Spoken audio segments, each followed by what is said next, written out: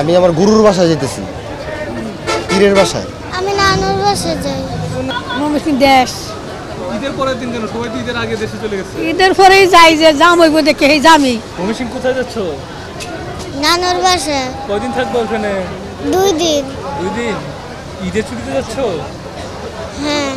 এই যে ঘুরতে যেতেছি। উপলক্ষে যাচ্ছেন না কেন? ঈদ উপলক্ষে ভাই। কয়দিনের জন্য ঘুরতে যাচ্ছেন? এই যে 4-5 দিন। লাইনে কতক্ষণ ছিলেন? আধা ঘন্টা। লাইনে কতক্ষণ দাঁড়িয়েছিলেন? লাইনে আমি 10 মিনিট হয়েছে। কয়দিনের জন্য যাচ্ছেন?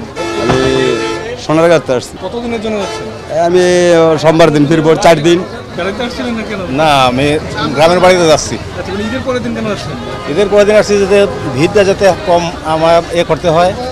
এই সময় ঈদের আগে তো ভিড় থাকে, আবার যাইতে খুব হয়রানি নিতে হয়, বয়স্ক মানুষ না, এই জন্যই। টিকিট পাইছেন? না, টিকিট লাইনে দাঁড়াইছি। কতক্ষণ যাবত টিকিটের জন্য লাইনে আছেন? 15-20 মিনিট হয়েছে। ময়মনসিংহ যেতেছে ময়মনসিংহ কোথায়? শ্বশুর বাড়িতে মাঝকান্দা। ঈদের পরের দিন মানে পরের দিন কেন যাচ্ছেন? আসলে ফ্রিভাবে যেতে চেয়েছিলাম, এই কারণে ঈদের পরের দিন রওনা দিয়েছি, কিন্তু স্টান আইসা দেখি তো আর ফ্রি নাই, মানুষ ভরা অনেক, গাড়ি যাত্রীর চাপ প্রচুর। টিকিট পেয়েছেন?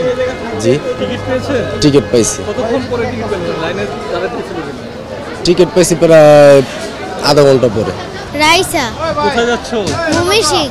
ময়মনসিংহে কি আছে তোমার? আমার নানু আছে, নানা আছে।